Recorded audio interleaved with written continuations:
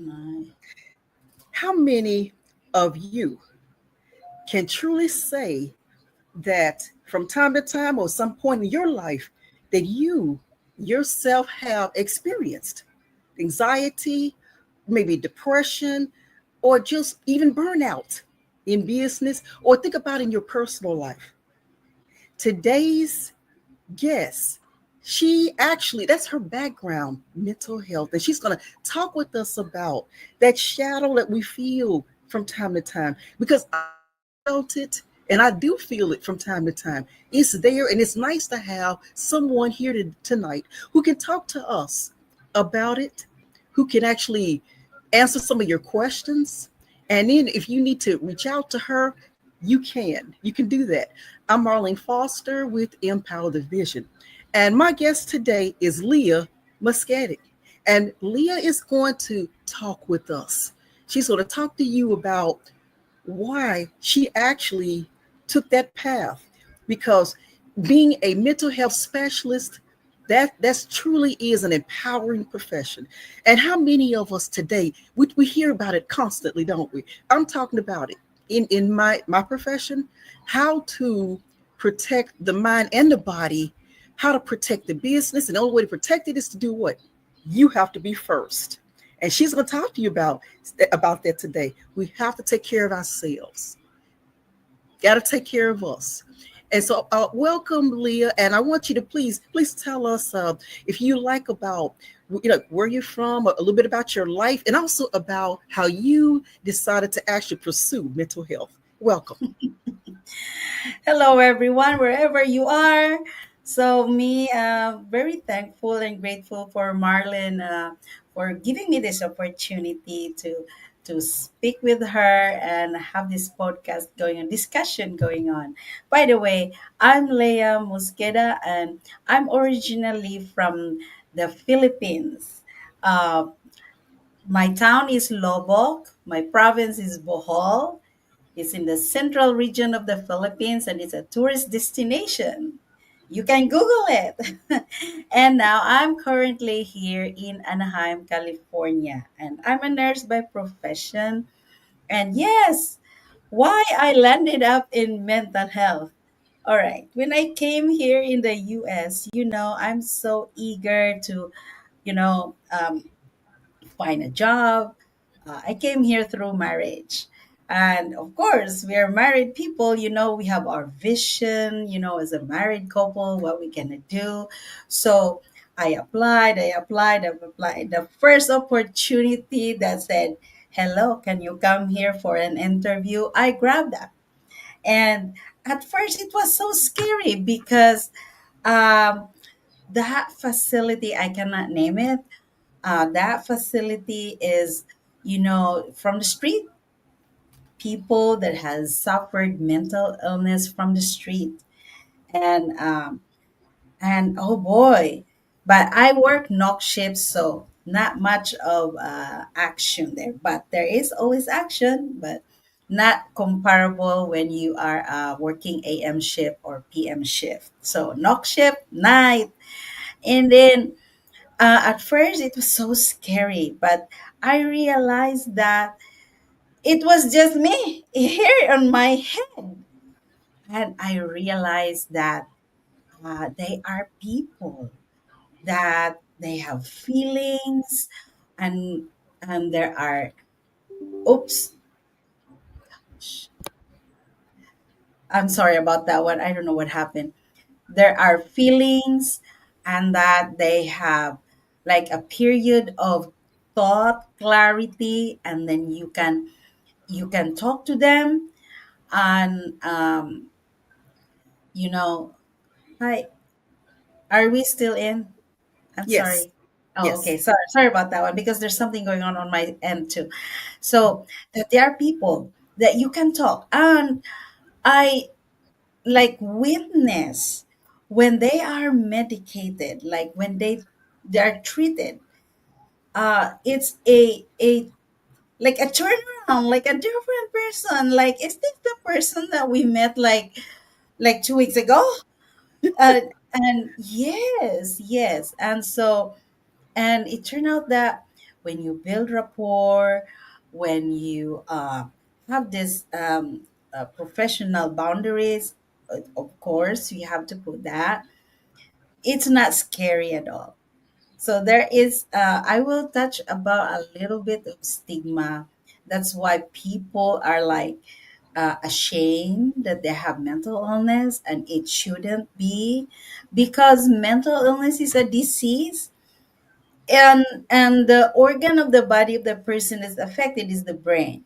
Like, we have, for example, we know high blood pressure, we know coronary heart disease, but because it's a specific organ of the body, but because it is in the brain is being involved, and the the connotation of social media, movies, and all that, representation is not really good. So there is a word stigma. People would kind of like feel different, and the stigma itself can really like push them to the limit. Like, they already suffer, they already feel that they're different, they already feel that, and then people would just like, you have mental illness, and not even talk to them, not even say hi. So I experience the beauty of what is the human being working in the mental health department. And I did not intend to work, but just the opportunity, I grab it. I grab it. And then uh, I have a very good mentor working there. Um, she's deceased now. May her soul rest in peace. She's a very good licensed psychiatric technician, LPT. She is a very good mentor that she mentored me the process, and then I enjoyed it.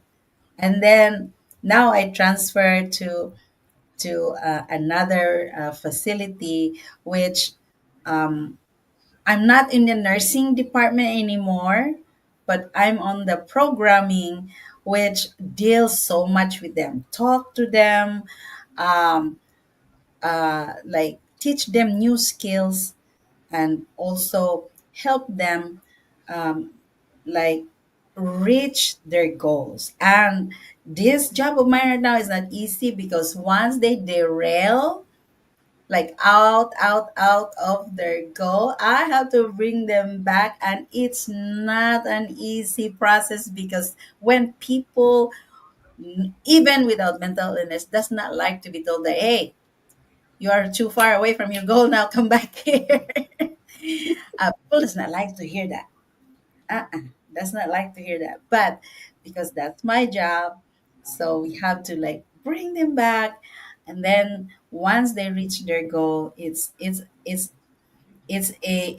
good feeling that, like, hey, with treatment, with coping skills together, they can be a fruitful citizen in the society, and then they will be discharged.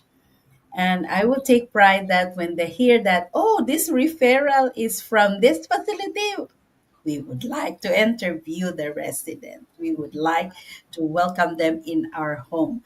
Our program is not like, after the program that we have, we will just put them on the streets again and nothing.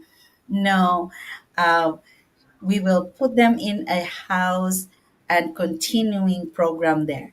So if their goal is to go back to school, they can, because there is a school program that is tied to it, and then they can continue that. If they want job, then tied to a program that would create job, that would give them job.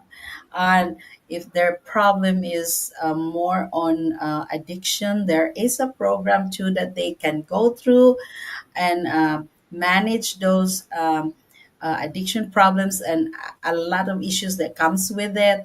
So they go to that too. So it's not like we treat them, and then after that we put them right there, and there you go, you like do whatever you want, so it's an ongoing process, because it's unethical to do that, but ethical to do a continuing program, so that people can go back and be like successful in their lives. There are a lot of people who has mental illness, but they are not on the system. We call it system like treatment. They're not on treatment, but they are on treatment by themselves, because these are the the individuals that understood the disease process, and understood what is really needed, and they want the kind of life that everyone, like you and me, you and I, they have a car, they have a job, but they go to therapy. And we have our residents, I'm so proud to tell that they would come back to us and they show us, hey, this is how I become now. Hey, I have a car. And then they come back and give some stuff, because they're so grateful for the treatment, for the program, and that they would come to our facility to inspire others that this is not the end. If you are being diagnosed, you should not be defined by your diagnosis. you know it's like teaching them, like, you are still a person, and this diagnosis is part of it. Just like any people right there has diabetes, they are not defined by diabetes, right? They continue their life, but they take medication to manage the blood sugar. And with mental illness, does not mean that that's the end of life. And yes, that's part of the process, because that's part of the illness that people cannot see that. But with proper treatment and proper support, um, people would come out of that dungeon, I would say, that very dark bottom, that yeah, I have a mental illness and I cannot do anything. That kind of mental or mindset would set up uh, not success but failure. And this is general, because if I have that kind of mindset, nothing can happen to me, right? So uh, a lot of issues with mental illness, because mental illness is diverse, complex, because there's a lot of factors why it happened. There's a lot of factors. Um, it could be genetic, it could be trauma. A lot of people gone through a traumatic experience, not only the veterans, but a lot of people, because there's a lot of abuses, right? It, a lot of abuses.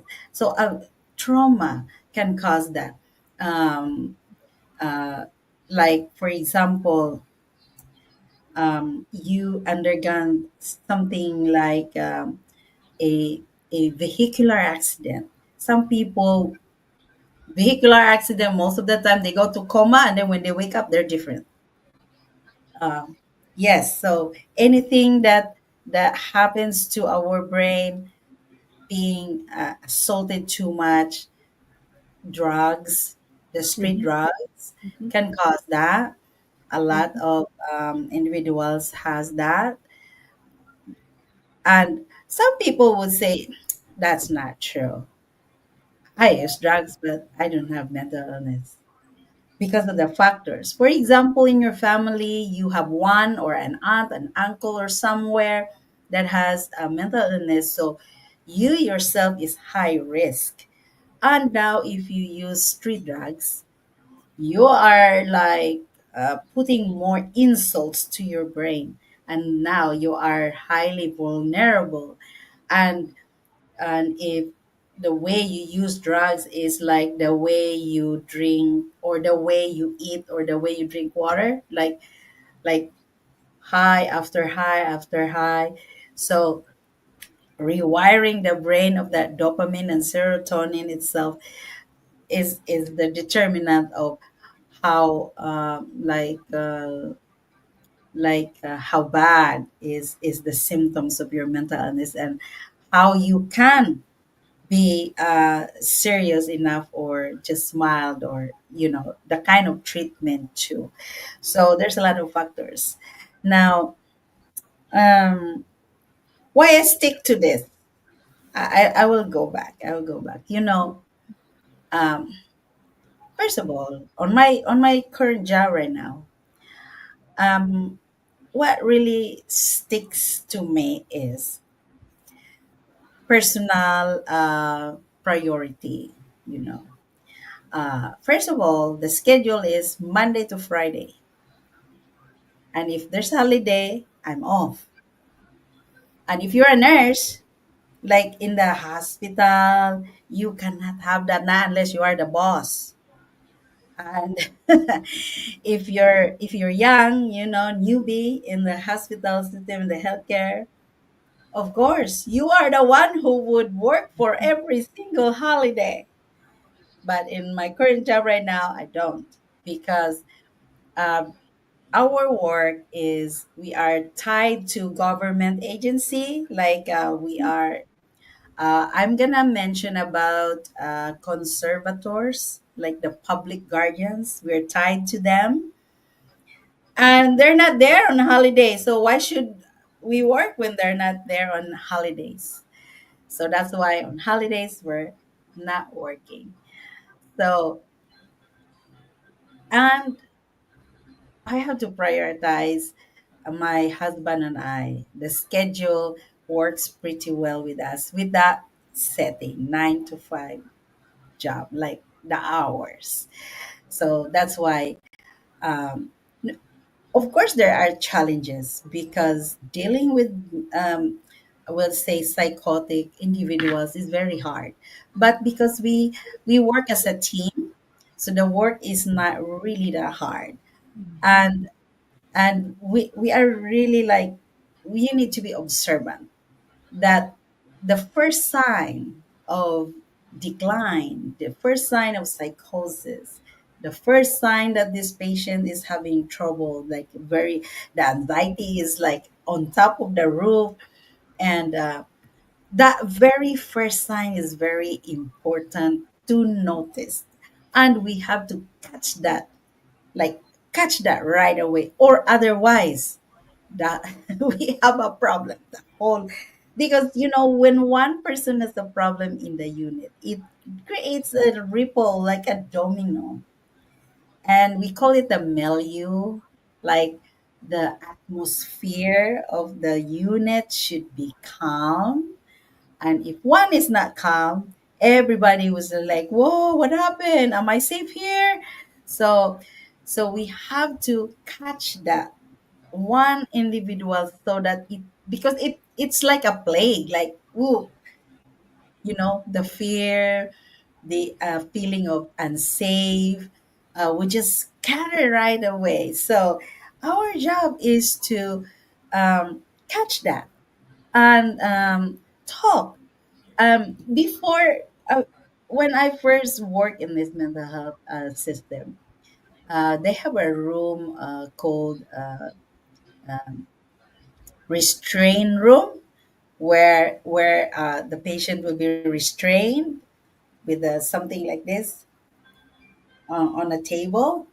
But that's so inhumane. So along the years, it was abolished. So we don't have that room anymore. So what we have is talk therapy. Talk, talk, talk, talk, talk, talk, talk, talk. So we have to master the motivational interviewing style of asking people so that they will talk. And a lot to say here. What else? It seems like because it is so big, Mm-hmm. yeah, a lot of issues that we have to do. Now, with medication, of course, it's not the perfect solution. Medication is not a cure. So no one discovered a cure. So what it means is, if you stop taking the medication, the symptoms would go back. Now, symptoms vary. It could be paranoia, it could be anxiety, it could be delusion, it could be hearing voices, seeing visions, feelings crawling on the skin, and most common symptoms is paranoia and hearing voices and visions, seeing things, seeing whatever they see, hearing something. It could be a sound, or it could be a word, or it could be happy, it could be mean. So most are mean. So if we see people like laughing and just laughing, that means what they hear is a happy words, happy sentences. And if we see someone, yeah, I'm sorry. I just wanted to just didn't mean to interrupt. Just need to want to ask you a question, because yes, believe me, I'm sitting here listening to you, and I mean, this is amazing. First things first, and that is how enthusiastic you are, and so calm, and so empathetic. Your nature. I'm listening to you. You don't seem like there's any fear at all with what you do each day, and I'm listening to you, and I want to tell you, I mean, I'm honored to be here with you thank you. today, talking with you, because so many other people, they don't face mental health the way that you do. I mean, they just don't. You seem as if you have a your thoughts, your what you're saying to us today is that, Marlene, yes, they're facing these different types of challenges, but they can move forward in their lives, and we know that they can actually grow and get better. And you mentioned the housing. Okay, is there someone who's there with them? You said when they finally reach certain stages, are is there someone who lives in the house with them, or are they living in there, with family, or by themselves? I was just curious on that end. And if you wouldn't mind answering that, and also tell me how your story can actually um, empower readers. How can your story about mental health help to actually help empower a lot of the readers? Because there's going to be a lot of people who'll be reading your story about mental health. And how are you looking to empower their lives, with your story? Like I said, one was what you mentioned about the house, the setting that they actually matriculate to, once they leave the facility. And second, Mhm. if you could don't mind telling me about, because you're one of the authors for 500 Moments of Discomfort. Leah's one of the authors, everybody, and I just want to know how she's looking, how she thinks her story will actually help to empower readers, how it's going to help them. Yeah, sure. Okay, first of all, it is very scary journey for them, because on the first place,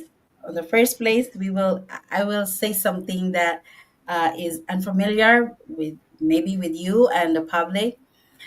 The journey is about the legal system. So that's the first thing. What it is conservatorship. So somebody is in charge of them, and it seems like they are forced to be on the treatment, but actually they are given the chance.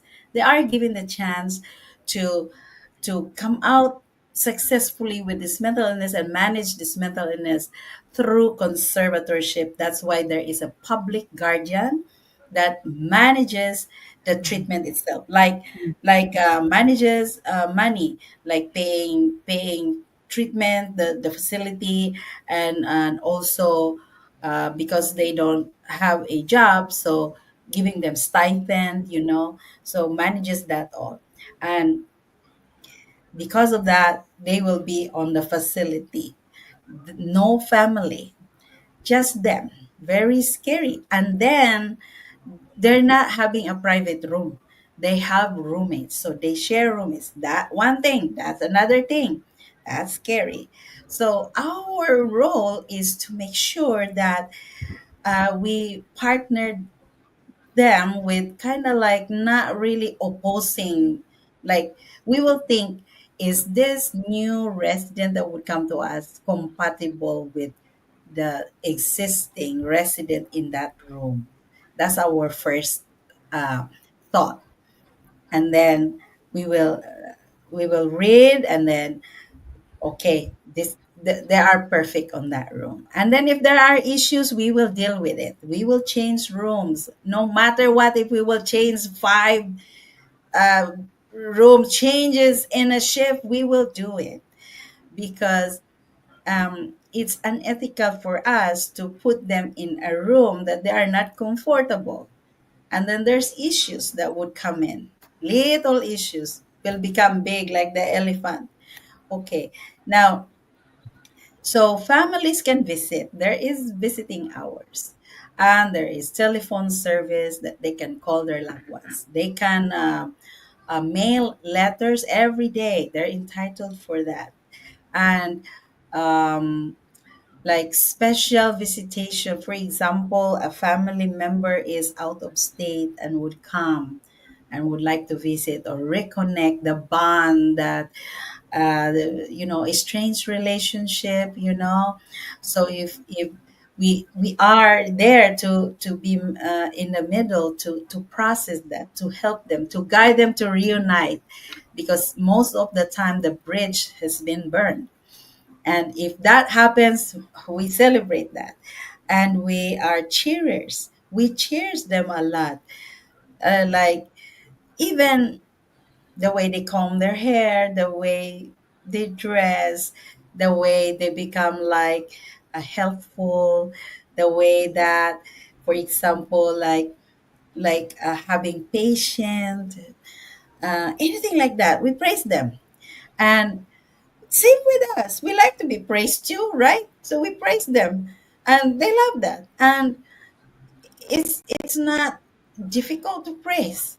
It's easy to praise, and that is the missing puzzle of how to deal with these problems. So okay, so family visit can, and then we can arrange for a family pass, an overnight pass to be in their loved ones. So that's what we do to normalize things.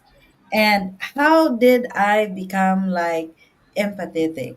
I'm putting myself on their shoe, because in reality, mental illness can struck anytime in our life, no matter what. You are rich. Mm-mm. If mental illness would strike on you, you have it. So across the board, it doesn't matter if you're a doctor. It doesn't matter if you're a salesperson. It doesn't matter at all. And I was thinking one day I might be in there. I might be in the system. And I believe in karma. I really do believe in karma. I don't want that I will be mistreated when I'm sick. So even if I had any kind of sickness, we will go to the hospital. I don't want to be treated differently either. So that's how I operate. And it took me a while to take this practice, like right ear to left ear, right ear to left ear. So what does it mean? Whatever I heard from them, especially if it's derogatory, because mental illness, some people has this for example, the bipolar type, like they just explode right away and they would say things. And I understand that I'm the same person in the moment. So that's why, like, right ear, left ear. So, and also when I clock out, I clock out. I'm not talking. I'm not talking. But anyway, we are bounded by ethical um, like ethics, that we will not talk about our patient outside HIPAA violations. So we treated information, even though if we're not like mentioning names, but we are talking about certain characteristics. So we're not allowed to do that. Well, I don't want to be, if I'm on their shoe, I don't want to be like being, you know, talk about that to somewhere. So I put myself on their shoe, and that's easier, rather than go against the rules. Well, I'm the person that is easier to follow the rules than to kind of like Mm-hmm. against the rule. It's it's Mm-hmm. it's it's not worth it, in my own opinion. In my opinion, it's not worth Yes. it. Hey, Leah, let me ask you this. You like I was saying in the book 500 Moments of Discomfort, you have a story, and I have it, and I will be doing a story. It'll be this month, a story trailer that will be coming up about your book. And I was asking the question earlier, those individuals who are thinking right now, okay, what are some of the signs? Or I'm just want to know, what will your story do for those readers? Will it help them to uh, foresee some of the signs of mental illness, or is there something that they need to be start to be concerned about? For instance, when you're not talking about anxiety, and anxiety is something that stress is something that we all have to manage. And so, is that something that you can maybe touch on right now for listeners to hear?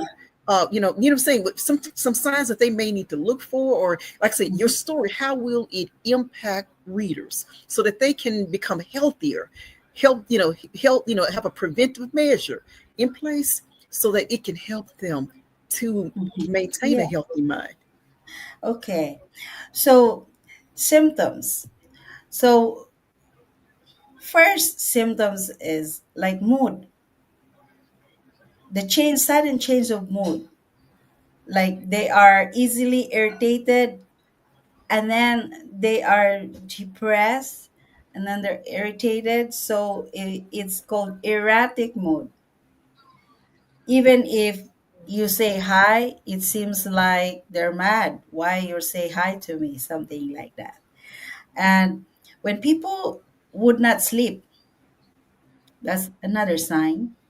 When people suddenly would shut down, show up, will not go with you guys, so isolate themselves.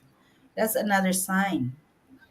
Another sign is manic, mania. When they talk, you cannot even you cannot stop them. They talk, talk, talk, talk, talk, talk, talk, talk.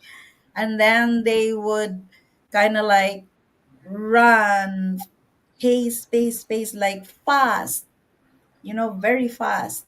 Could not eat, would not shower, first of all. Like activities of daily living, what we should do, they will not do that. Shower, change clothes, eating, they will not do that. And they don't like to be helped. They will mad at you. They will get mad at you. Those were signs. And anxiety, anxiety, like isolate themselves too because they're so anxious to be around people. They're anxious of what other people would say about them, and then that's why they're isolating themselves. Even their loved ones, they isolate, kind of like they show away people. So they're there alone. And those were signs of mental illness. And paranoia is highly suspicious. Like if you ask question, they would ask question, why are you asking me that question? What are you doing? Are you planning to do something about me? Or one question, they have a lot of questions. They don't want to tell, or I'm not telling you. So highly vigilant, like always looking, like always on guard. And those were signs. And how can talking about this empower people? It is because we need to talk about it. Silence would not help. It's just create the big stigma around it. And we have to talk about it, because by talking we gain knowledge. Just like a lot of people would ask me, you work there, you work there, kind of like looking at me like, are you crazy, why are you there? Well, I have a purpose. I found a purpose in helping people. And if I can help them, then I can help other people without mental illness. Because no matter what, you have mental illness or you don't, it's still hard to work with people who does not like to be helped. Okay. Um, Now, how it is empowering? It is empowering to know than not to know what to expect, you know, especially if it's getting complex now. If an individual is using street drugs, they are more emotional, very paranoid, Mm-hmm. and physically combative. Um, would lie and lie and lie and lie and lie and lie. Now, if this loved ones of yours is not like this before, there's a sudden change. Then that's the time that you have to do something for your loved one to get help. Now, it is very difficult, but in every here in California it's easier. But I know that some other states their mental health system is not as great as California. But please call 911. Please call. Mm-hmm. Be informed. There is an organization called NAMI that they have a website, and read about it, and see if your loved one is having a mental illness, like some symptoms. First, um, not showering. If they shower before and not showering, yes, Mm-hmm. yes, there's a lot Mm-hmm. of uh, Mm-hmm. um, some factors why they don't shower, because there are a lot of other factors that connected to it. They might have a traumatic experience in the shower. They might, some people have been raped, been abused as a child in the, like, in the showers. So that's why in the shower is very difficult for them. So that's that's one thing to look, you know. Yes. Yeah, but Leah, what about? Let me ask you this, and I know that it's a time for us to conclude our session, but Mhm. Yeah. I wanted to ask you about females. What about women? Because I spoke with someone a week ago, one of my guests, and it was about child loss. Do you see many cases of that with females who've lost a child? Hmm. Yeah. Some women would go under would go on depression and feeling guilty, and some of them become like suicidal if they lost that, and some of them would go into the mental illness because it's trauma, especially if they are forced, like forced to abort a child. And yeah, that's very traumatic, very Mm-hmm. traumatic. Not losing Yeah, children, because some of these losing women a you have child. lost a child. The child was Hmm. born and actually was here for for a little while, and they lost, and the child died. And that's Hmm. what she spoke with us about. And I just wanted to ask you about that, because women deal with I think I read something about women really being more susceptible to mental health in a sense than men. Is that true? Women as opposed to men? um I don't know the statistics now, but Yes. in my own experience right now, there are more men Okay. because Okay. of drug use, the drug use, like they Drugs. um started drug at the age of 8-year-old, 9-year-old, that early, and then the brain is still forming, and then they're burning the brain. Mm. And not only street drugs is has been used, pure chemicals nowadays are available. There's tons of products that been introduced to children just to get high, and then their brain being burned. Oh, Yes. But I wanted to, look, I just wanted to thank you so very much for being here with me today, and I'm really looking forward to readers, actually picking up the book 500 Moments of Discomfort and reading your story. Oh my God, I'm really looking forward to hearing, what they're going to say. After reading, I'm sure they'll have more questions that they'll want to ask you. But I wanted to just actually end right now. But I wanted to, if you will, if there anything more you'd like to end on the program with, like to say to the audience before we end this session. Okay. Okay, I'm so carried away. First of all, thank you so much, Marlene, for this opportunity. And, viewers, if you have some questions, please don't be afraid to ask. And, like, if you yourself is suffering some symptoms, reach out. It's never too late. And, falling into of what you have is more powerful, empowering for your own recovery. The road of recovery is pretty wide and also bumpy too, but at least you are there walking your journey into your own recovery. Your own recovery consists of treatment, consists of coping skills. There are a lot of coping skills, a lot. Choose one that works for you and talk to someone, not just by yourself, because there are questions.